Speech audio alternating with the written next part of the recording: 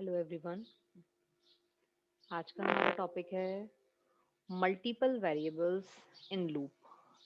हमने पिछली वीडियो में आपको बताया था लूप किस तरीके से वर्क करते हैं। वाइल, डू वाइल और फॉर लूप, ये तीनों लूप्स हमने पढ़े थे। इनके प्रोसेसिंग को हमने समझा था। आज इसके आगे हमारा एक टॉपिक है जिसमें हम लूप के अंदर एक से ज़्यादा वेरिएबल्स को डिस्कस करेंगे। इसे डिस्कस करने के लिए हमने एक एग्जाम्पल प्रोग्राम लिया है। ये प्रोग्राम कुछ इस तरीके से है कि हम यूजर से कोई डिजिट मांगेंगे, कोई भी डिजिट, वो डिजिट एंटर करेगा और आपको उस डिजिट के सम को प्रिंट करना होगा। जैसे कि मान लीजिए यूजर ने डिजिट एंटर करी 153, तो अगर इस 153 के डिजिट्स के सम की बात की जाए तो 1 + 5 + 3 इक्वल्स टू होता है 9। तो हमें ये 9 एज अ आउटपुट चाहिए। तो अब इस प्रोग्राम को बनाने के लिए हम यहाँ लॉजिक समझेंगे कि किस तरीके से हमें यहाँ लॉजिक को सेट करना है। तो मैंने यहाँ तीन वेरिएबल लिए हैं। एक है रिमाइंडर नाम का वेरिएबल, एक सम नाम का वेरिएबल है जिसे 0 से इनिशियलाइज किया है, और एक एन वेरिएबल लिया है जिसमें मैं यूजर से नंबर मांगूंगी। तो सबसे पहला काम तो हमारा इस प्रोग्राम में है कि हम यूजर को एक मैसेज देंगे, enter any number. Enter any number. User जैसे ही इस मैसेज को रीड करेगा तो वो एक नंबर इनपुट करेगा। उस नंबर को हम स्कैनफ की हेल्प से इस एन नाम के वेरिएबल में स्कैन करा लेंगे। यहाँ तक तो कोई दिक्कत नहीं होनी चाहिए। अब हम यहाँ यूज कर रहे हैं वाइल लूप को। आप चाहें तो फॉर लूप से भी बना सकते हैं।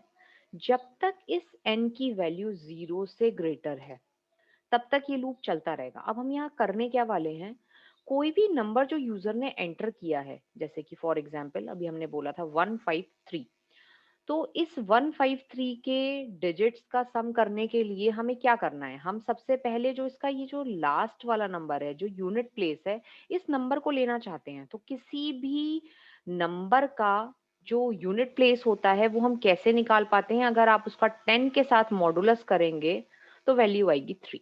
तो एक लॉजिक हमें मिला कि एंटर्ड नंबर का अगर आप मॉडुलस 10 के साथ करते हैं तो आपको यूनिट प्लेस मिलती है। और आप जानते हैं कि अब ये जो बचा हुआ नंबर है 3 तो हमने ऐड कर लिया, अब ये बचा हुआ 15 है। इस 15 के लिए फिर से हमें यही काम करना है क्योंकि हमें 5 चाहिए फिर 1 चाहिए। तो हम क्या करें, अगर मैं इस 153 को, जो मेरा नंबर है, अगर मैं इसे 10 से डिवाइड करती हूँ तो मुझे यहाँ पे मिलता है 15। तो मुझे यही तो चाहिए। अब मैं क्या करूं, एक एक करके यहाँ एक सम की वैल्यू और लगाऊं, मतलब इस 3 को सम करती जाऊं जो रेस्ट मेरे नंबर हैं। तो देखिए उसके लिए मैं यहाँ क्या लॉजिक लगाती हूँ। अब मेरे को यहाँ पे क्या करना है, सबसे पहले तो मुझे रिमाइंडर निकालना है। तो मैंने एक rem नाम का वेरिएबल ले रखा है जो कि क्या करेगा, जो भी आपने एंटर्ड किया है नंबर, इसका मॉडुलस 10 के साथ निकालेगा। उसके बाद मुझे क्या करना है, इस रिमाइंडर के अंदर, ये जो मेरा रिमाइंडर है, यहाँ पे मुझे सम कराना है। तो सम मैं किसका कराऊंगी, sum equals to sum plus remainder. जो भी रिमाइंडर में आता जाएगा मैं उसको सम कराती जाऊंगी, और उसके बाद फाइनली मेरे एन की वैल्यू को मैं अपडेट करूंगी, एन इक्वल टू n/10। तो इसी प्रोसेस को मुझे तब तक चलाना है जब तक कि मेरी एन की वैल्यू 0 से ग्रेटर है, क्योंकि जैसे ही n की वैल्यू 0 हो जाएगी वाइल लूप फॉल्स हो जाएगा। और हम जब इस वाइल लूप से बाहर निकलेंगे तो इस printf की हेल्प से मैं यहाँ सम प्रिंट करा दूंगी। सम इज %d, और %d वैल्यू उठाएगा फाइनली सम से। तो एक बार फिर से समझ लेते हैं कि ये लूप किस तरीके से काम करेगा। एन की वैल्यू जब तक 0 के ग्रेटर देन है तब तक ये 3 लाइन स्टेटमेंट चलते रहेंगे। आप यहाँ पे देख लीजिए, अगर वैल्यू आपने दी थी 153 एन के अंदर, तो 153 का जो मॉडुलस है अगर आप 10 के साथ निकालते हैं तो वो आएगा आपका 3। उसके बाद आपने यहाँ पे sum equals to sum plus reminder किया है, अगर आप इसे एग्जीक्यूट करोगे तो होगा 0 प्लस 3 इक्वल टू 3।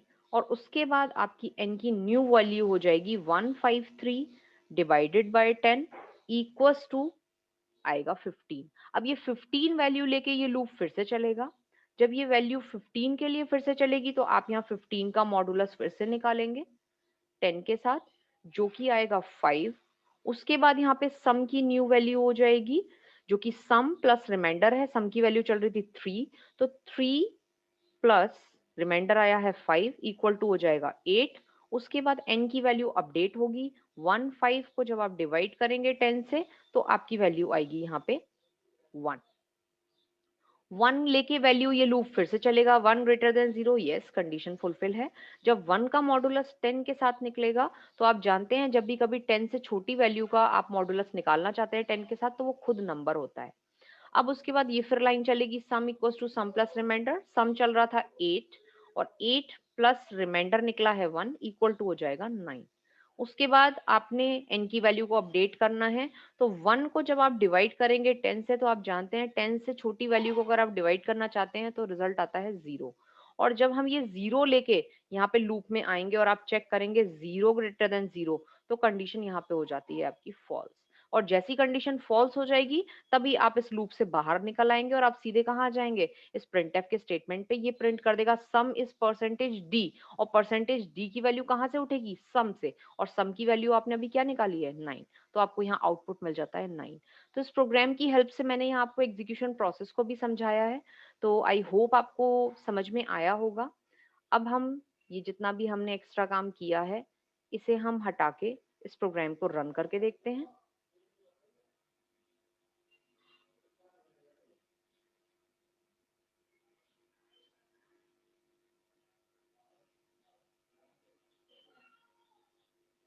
अब हम इसे रन करके देख लेते हैं।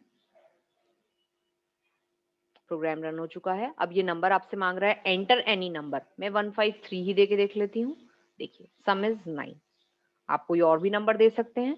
तो इस वीडियो की हेल्प से हमने समझा कि मल्टीपल वेरिएबल क्या होते हैं, यानी कि आपके लूप के अंदर एक से ज्यादा वेरिएबल पे आप कैसे काम कर रहे हैं, और इसी की हेल्प लेते हुए हमने एक प्रोग्राम समझा जो कि था हमारा सम ऑफ डिजिट।